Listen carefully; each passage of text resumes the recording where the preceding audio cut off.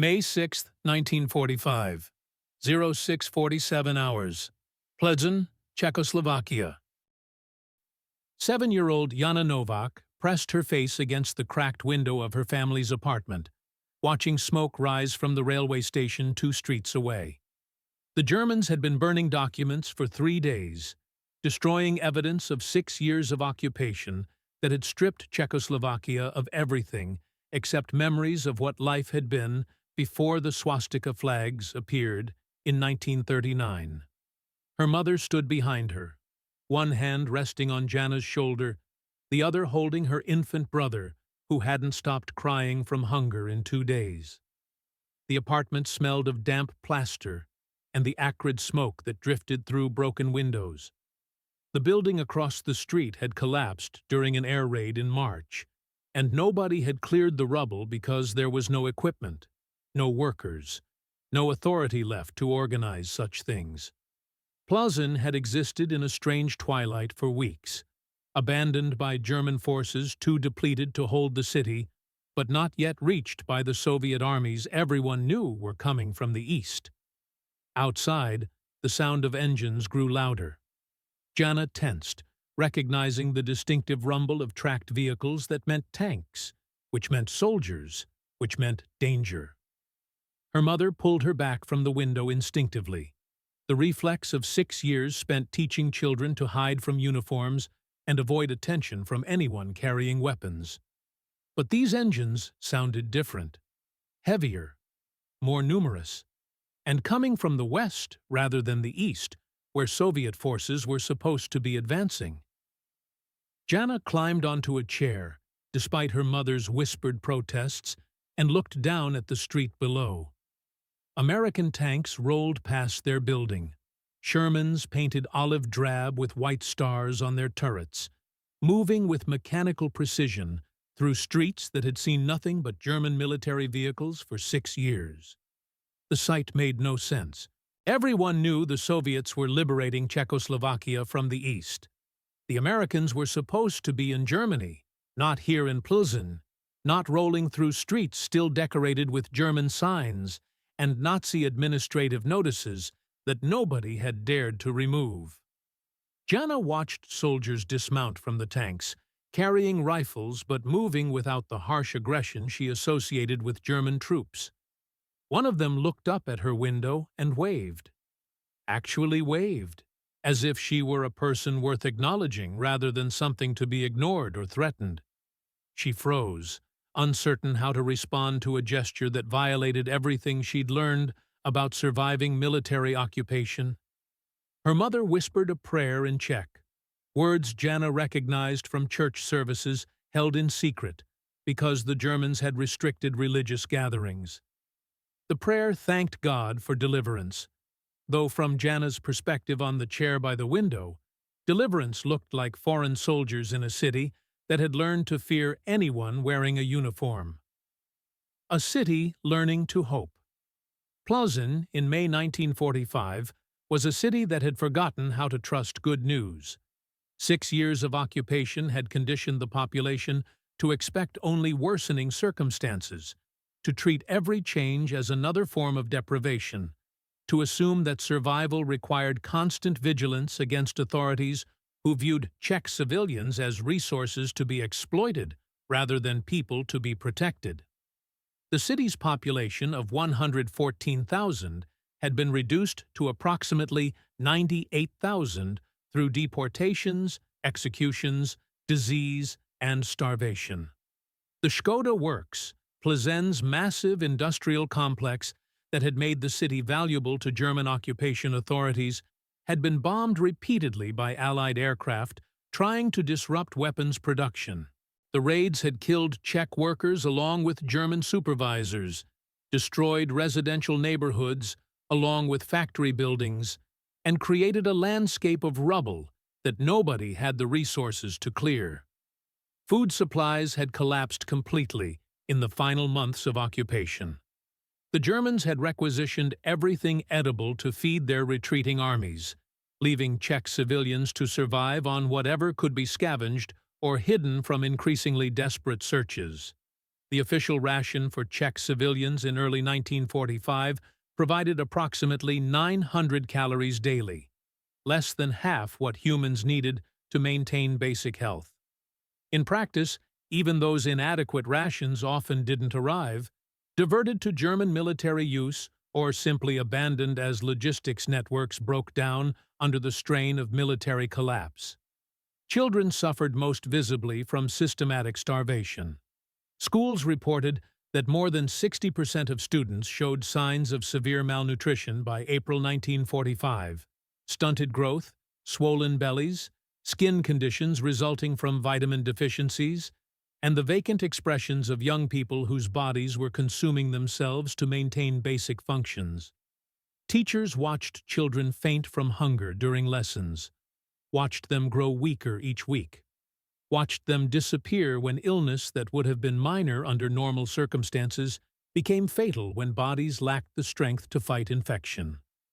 The psychological impact of prolonged occupation had been as devastating as physical deprivation. Czech civilians had spent 6 years learning that resistance meant execution, that helping Jewish neighbors meant deportation, that expressing hope for liberation meant punishment. The systematic terror had created a population that survived by becoming invisible, by accepting each new restriction without protest, by abandoning expectations that circumstances might improve. When American tanks appeared in Plzeň on the morning of May 6th, the initial response was paralysis rather than celebration. People who'd learned that foreign soldiers meant danger stood frozen in doorways, uncertain whether to hide or emerge, whether these new uniforms represented liberation or just a different form of occupation. The cognitive dissonance was profound. Americans weren't supposed to be here, Soviets were supposed to be liberating Czechoslovakia, and 6 years of propaganda about Western decadence and Soviet superiority had created confusion about what American presence actually meant. The liberators. The 16th Armored Division had entered Plzeň expecting resistance that never materialized. German forces had abandoned the city days earlier, retreating toward Prague or surrendering to avoid the advancing Soviet armies. The American advance had been so rapid that reconnaissance reports couldn't keep pace with actual progress, and the division arrived in Plzeň before Czech civilians fully understood that liberation was actually happening rather than just being rumored. Colonel James Polk commanded the lead combat command that entered the city center at 06:47 hours. His orders from 3rd Army headquarters were clear: secure Plzeň, establish military government, maintain order, and await further instructions. The orders said nothing about the thousands of starving civilians who emerged cautiously from buildings as tanks rolled past. Nothing about children with faces like skulls, watching American soldiers with expressions mixing hope and terror. Polk had fought across France and Germany, had seen bombed cities and displaced populations, but the situation in Plzeň was immediately recognizable as something beyond ordinary wartime disruption. These weren't refugees fleeing combat zones. They were people who'd been systematically starved in their own city, who'd survived 6 years of occupation that had stripped away everything except bare existence. The division's field kitchens had been set up to feed American troops during the advance into Czechoslovakia. Within 2 hours of entering Plzeň, Polk had redirected those kitchens to feed Czech civilians. The decision violated standard procedures that prioritized military logistics over civilian assistance, but Polk made it anyway, based on the simple calculation that soldiers could eat cold rations, while children who'd been starving for months needed hot food immediately. Staff Sergeant Michael Romano commanded one of the field kitchen units that set up operations in the main square near the Church of St. Bartholomew. His team had equipment designed to produce 800 meals daily for American troops. By noon on May 6th, they were serving continuous shifts to Czech civilians, who formed lines that stretched around 3 city blocks.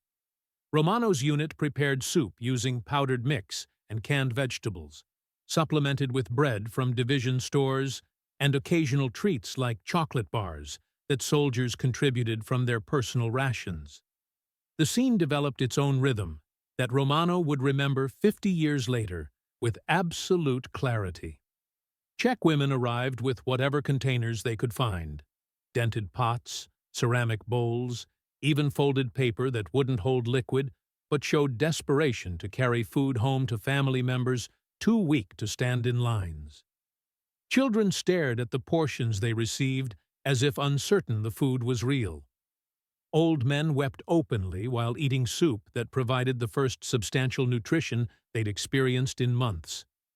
Private First Class Anthony DeLuca, assigned to serve food from one of the kettles, noticed a girl approximately 7 years old standing at the edge of the line without approaching. She wore a dress that had been altered multiple times as she grew, each alteration visible in mismatched thread and irregular hems. Her shoes were adult sizes, stuffed with paper to make them fit. She watched other children receive food without moving forward herself. DeLuca left his station, walked to where the girl stood, and knelt down to her level. "Are you hungry?" he asked in English, not knowing if she understood, but hoping the gesture would communicate intent. The girl stared at him without responding. DeLuca returned to the kitchen, filled a bowl with soup, grabbed a piece of bread, and brought it back to where the girl stood frozen. He held out the bowl. The girl looked at it, looked at him, and slowly reached forward with hands that trembled from more than cold. She took the bowl carefully, as if it might disappear or be snatched away. When DeLuca didn't take it back, she raised it to her lips and drank directly from the bowl, ignoring the spoon he'd provided. The soup disappeared in seconds. She ate the bread in 4 quick bites, then looked up at DeLuca with an expression he couldn't interpret.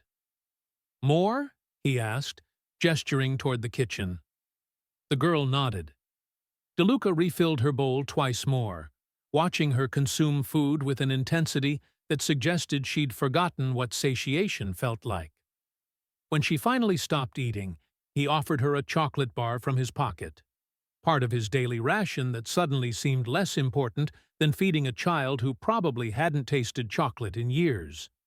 The girl took the chocolate, studied the wrapper, and looked back at DeLuca with something approaching a smile. Then she ran, not away from him, but toward a building 3 doors down, clutching the chocolate-like treasure. DeLuca watched her disappear through a doorway and returned to his station where hundreds more civilians waited for food that American field kitchens would continue serving for days. The city that remembered joy. Within days of liberation, Plzeň began transforming from a city paralyzed by fear into something approaching normal life. The change wasn't linear or complete. 6 years of occupation couldn't be undone in weeks, but visible shifts in behavior showed that Czech civilians were beginning to believe that liberation was real rather than temporary. The most obvious change was sound. Plzeň had been quiet under German occupation, a city where people moved through streets without conversation and children played without shouting. The silence had been self-imposed survival strategy, learned behavior that made Czech civilians less visible to occupation authorities. Within a week of American arrival, the silence broke. People talked in streets, children shouted while playing, and music emerged from buildings where radios had been hidden or forbidden. American soldiers contributed to the noise enthusiastically. Portable radios played American music, jazz, swing, popular songs that created soundtrack for liberation. Czech civilians who'd spent years hearing only German military broadcasts or forbidden Czech underground radio suddenly had access to music that represented everything the occupation had tried to suppress.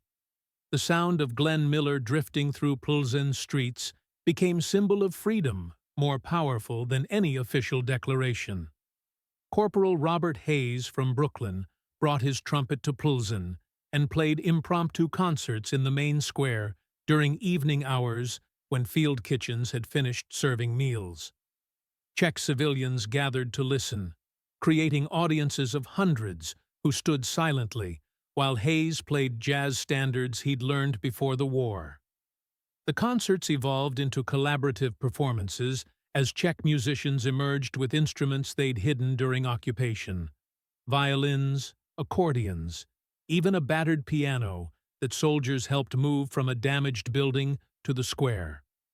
The musical exchanges created moments of genuine cultural connection that transcended language barriers and political circumstances.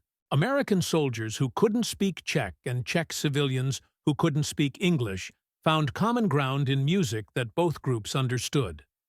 The impromptu performances became nightly events that drew larger crowds as word spread that the Americans weren't just military occupiers, but people who appreciated art and wanted to share it.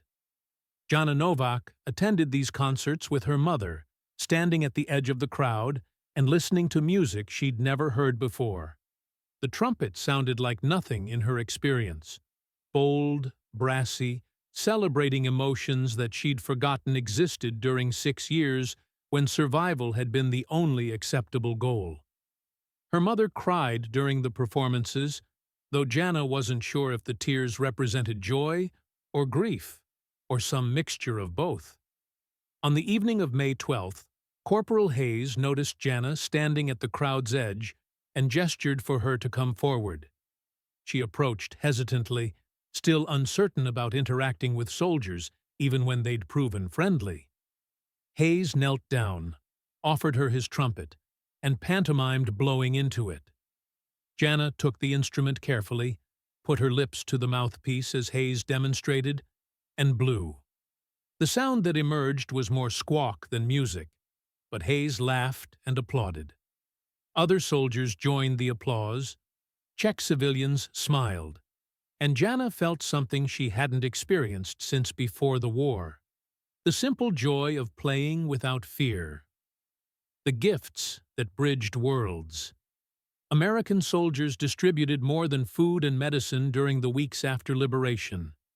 They shared the casual abundance of American military logistics in ways that demonstrated wealth beyond anything Czech civilians had experienced even before the war. Cigarettes became informal currency and diplomatic tool. American soldiers received cigarette rations as part of their standard supply, luxury items in military terms, but essentially unlimited compared to Czech civilian access to tobacco during occupation. Soldiers gave away cigarettes freely, creating moments of shared pleasure that built connections between Americans and Czech civilians who suddenly had access to commodities that had been impossibly scarce for years. Chocolate bars, chewing gum, and candy represented even more powerful symbols of American abundance. These items had no practical survival value. They wouldn't prevent starvation or cure disease, but they represented normalcy that occupation had destroyed. Children who received chocolate from American soldiers weren't just getting food. They were getting evidence that life could include pleasure rather than just bare existence. Private James Morrison carried extra candy specifically to distribute to Czech children. He'd been raised in Depression-era Mississippi, understood poverty from personal experience, and recognized the psychological value of small luxuries that cost almost nothing but meant everything to recipients who'd forgotten such things existed. Morrison gave away his entire monthly ration allowance during the first week in Plzeň, supplemented by candy he purchased from division stores using his own pay. The exchanges created scenes that crystallized the liberation experience in ways more powerful than formal ceremonies or official pronouncements. An American soldier kneeling to offer chocolate to a Czech child captured everything that made American presence in Plzeň meaningful. The demonstration that occupying forces could choose generosity over exploitation, that soldiers could treat civilians as people deserving kindness rather than resources to be extracted. Czech civilians responded with gifts of their own, offerings that carried different meaning given their circumstances. Women brought flowers picked from gardens that had survived bombardment. Old men offered homemade alcohol distilled from potatoes and hidden from German authorities. Families invited American soldiers into their homes for meals prepared from ingredients the soldiers themselves had provided, gestures of hospitality that transcended the material value of the food and expressed gratitude that couldn't be adequately communicated through interpreters struggling to bridge language barriers. Technical Sergeant Edward Kowalski from Chicago was invited to dinner by the Novak family on May 15th. He arrived at their apartment carrying additional rations from division stores: canned meat, powdered milk for the baby, chocolate for Jana. The family had prepared soup using ingredients from American field kitchens, supplemented with vegetables from their small garden plot. The meal was simple by American standards, but represented feast by Czech standards of May 1945. During dinner, Jana's mother asked through an interpreter why American soldiers were being so kind. Kowalski struggled to articulate an answer that made sense across cultural and linguistic divides. He finally said simply, "Because you needed help, and we could help."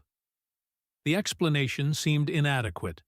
Surely there were strategic reasons, political calculations, military objectives that explained American behavior beyond simple humanitarian impulse. But Kowalski meant what he said.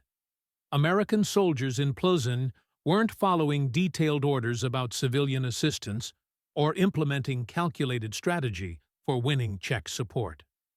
They were responding to immediate human need in the most direct way possible, by sharing food, medicine, and kindness with people who desperately needed all three.